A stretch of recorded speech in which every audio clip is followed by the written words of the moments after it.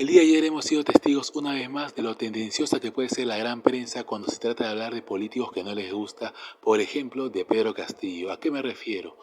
Bueno, el día de ayer Cuarto Poder hizo un reportaje en donde habló sobre la vida de Arnold Castillo en México.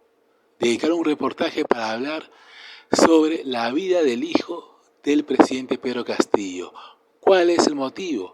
Bueno, ellos mostraban al hijo de Pedro Castillo, por ejemplo, que se había tomado una foto, estudio de Chapultepec, en la Basílica de Guadalupe, y mostraban esas imágenes por lugares turísticos para entender de que Arnold Castillo se da la gran vida. Ahora, ¿por qué este reportaje evidentemente tendencioso?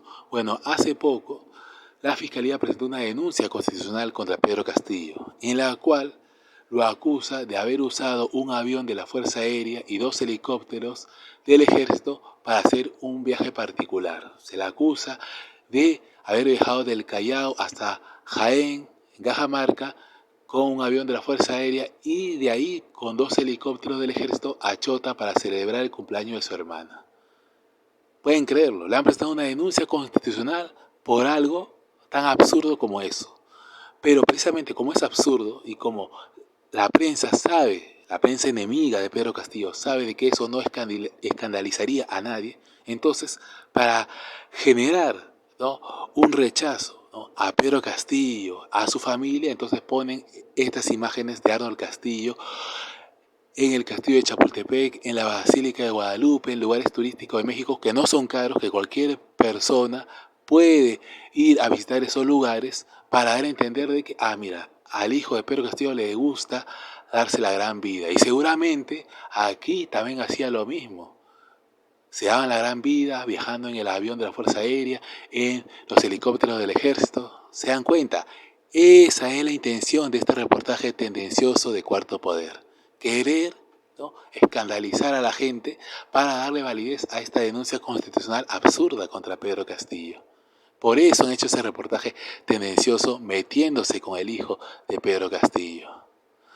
No nos sorprende porque Cuarto Poder ya había hecho esto en plena campaña electoral. Acuérdense cuando Cuarto Poder, en ese momento con otra conductora, con Mávila Huertas, presentó a un tipo que decía que podía probar el fraude de Pedro Castillo. ¿Se dan cuenta?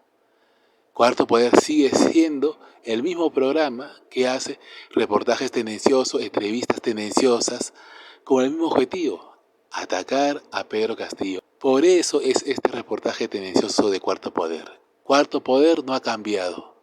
Tiene otra conductora, pero Sol Carreño hace lo mismo que hacía antes Mávila Huertas, ¿no? Atacar de forma tendenciosa a Pedro Castillo. En su momento era atacar la campaña de Pedro Castillo, acusarlo de fraude. Después, ¿no?, hacer reportajes tendenciosos. Por ejemplo, el audio que sacó Cuarto Poder con estos 2 periodistas que decían de que en ese audio se iba a demostrar prácticamente un acto de corrupción que iba a hacer caer al gobierno de Pedro Castillo. Bueno, no sucedió. Al final terminó siendo la entrevista de un periodista de Cuarto Poder a el dueño de la casa de Zarratea, donde no se podía escuchar de algún ofrecimiento o algún tipo de acto de corrupción que se evidenciara en ese audio. Bueno, lo vendieron como una bomba, terminó siendo, ¿no?, una farsa. Fue la misma prensa que legitimó el golpe de Estado contra Pedro Castillo, que avala la usurpación de Dina Boluarte, que no condenó la represión a las protestas, que inclusive se atrevió a decir que Víctor Santisteban Yaxavilca, que fue asesinado por una bomba lacrimógena, había sido asesinado por una piedra que le habían lanzado, prácticamente diciendo que los manifestantes lo habían matado. Y ahora salen con este reportaje tendencioso para decir de que el hijo de Pedro Castillo se da la gran vida en México, y seguramente aquí también se da la gran vida viajando en el avión de la Fuerza Aérea, en 2 helicópteros del Ejército, y por eso, para ellos, ¿no?, sería legítima la denuncia constitucional contra Pedro Castillo. ¿Se dan cuenta?